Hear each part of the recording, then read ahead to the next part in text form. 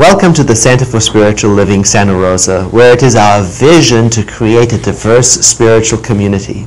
Our commitment is to provide, through the teachings and practice of Science of Mind principles, an atmosphere in which we can know that the natural home of God is in the heart of every person, the means to experience this presence within and our oneness with each other, and a place to experience this truth about ourselves, that we are whole, perfect, and complete, just as we are.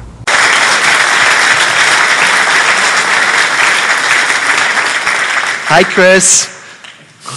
Morning. It's nice to be back. Hello, everybody. I just returned from several weeks in Thailand, and part of that time in Thailand, I had a group of travelers from the center with me. 28 of us were there having a wonderful time traveling in spiritual community. And I've got a slideshow for you of all the goodies that we experienced there. And it's in the closing song. So, don't dart out afterwards. Enjoy the slideshow if you want to, and you can see some of what we got up to. And while we were there in Thailand, with technology, it makes the world a smaller place. And so we were able to receive all of the news of what was going on in our community back at home all of the time. So we heard about Linda's transition. And then some of you know Dr. David Engel, from especially the Men of Man Spirit. He made his transition, and then Garen, and then just before we left, Doris Jones. And our community is in a very tender place. And so we were there with that, and at that time, the officials at United Centers for Spiritual Living were putting together the memorial slides for the convention that's going to take place in Southern California. And so we were sending information and photographs. Santa Rosa's highly featured in it, and we feel the tenderness of being in this place together with so much loss. And I was sitting there in Thailand thinking about a YouTube video that I watched by Byron Katie, talking to a young woman who had experienced the loss of her father and had tremendous conflicting feelings all at the same time. She felt sadness, and she felt regret, and she felt anger. And Katie said something to the young woman about sadness in particular that was very helpful to me. It was very meaningful to me. Because, in the metaphysical tradition, sometimes we can be conflicted. We think, well, if I believe in the continuity of all life forever and ever expanding, how come I'm feeling so sad? And we don't always know how to reconcile that, And what Katie said to the young woman when she asked, why am I so sad? She said, well, that's love. And we never get over love. And as simple and as obvious as that is, I'd never thought of it like that.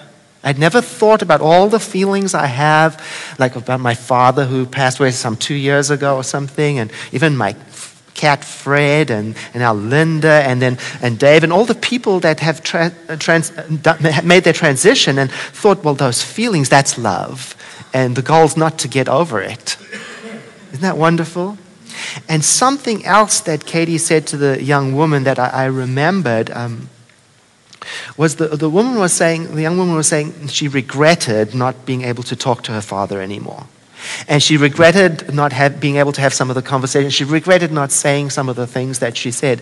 And Katie said, well, and I'm paraphrasing, obviously, she said, well, have you ever had that experience of being in the same house as a loved one, but in a different room? And you're having the full, rich conversation inside anyway, as if they were there. Because that's the only place that it takes place anyway. And I went, wow, that's true, because in my case with my father, he was a different continent for a good deal of my life, and I had a rich, warm relationship with him. And so that's how I think of him right now. He's still on another continent. Isn't that wonderful?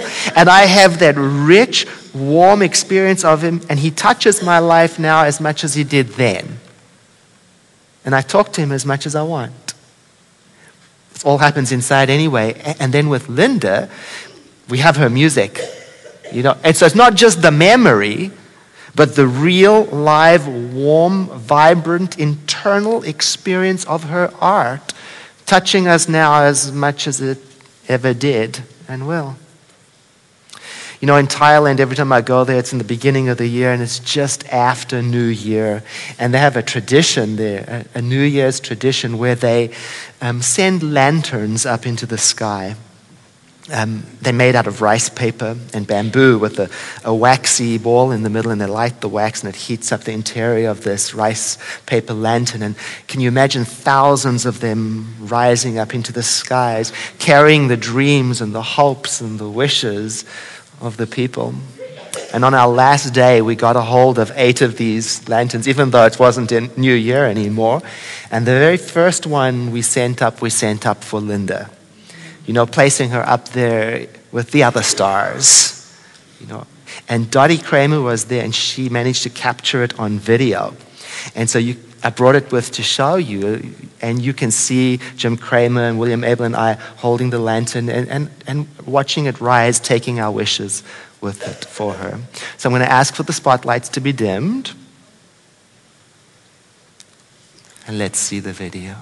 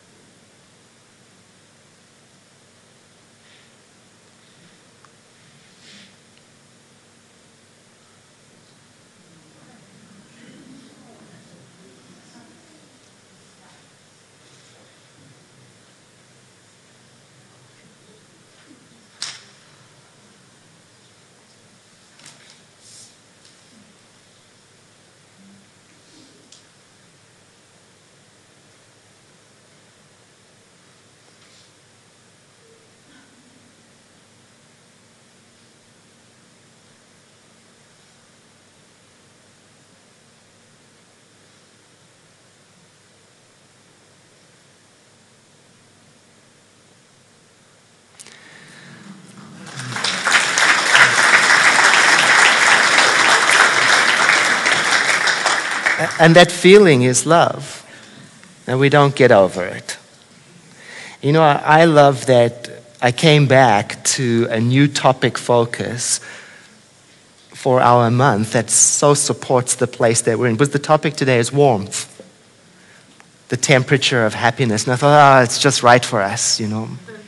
And then the little book that is recommended for this month, I've gotten so much out of it. I've been carrying it around next to my heart. It's The Power of Kindness and the Unexpected Benefits of Leading a Compassionate Life. And it's helped me so much with dealing with all of the transition. It's just a wonderful little book. And in it, the author says that usually it's the sense of touch that we most associate with warmth. And then he goes on to explain how touch can be through music and through words and through thought atmosphere and through art. And it's really meant a lot to me. And I want to tell you about an experience I had of physical touch when I was in Thailand that has really stayed with me. It communicated so much warmth.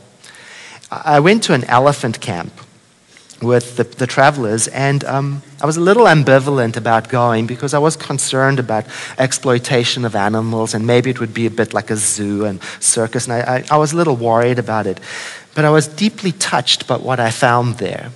And one of the things I found is that there's a growing national awareness in Thailand around kindness towards animals, in particular elephants. And there are programs emerging that are devoted to protecting and rehabilitating working elephants and nurturing the wild herds. So I really learned a lot, and I was touched by the warm and happy relationship between the trainers and their elephants. You know, it's a lifelong relationship. And the trainers are called controllers, although it's not clear who's controlling who. You know, it's just a lovely, warm relationship. I mean, we even saw babies that had just been born, and you know, when they're matched up with their controller, the controller sleeps with the mother and the baby for 2 years.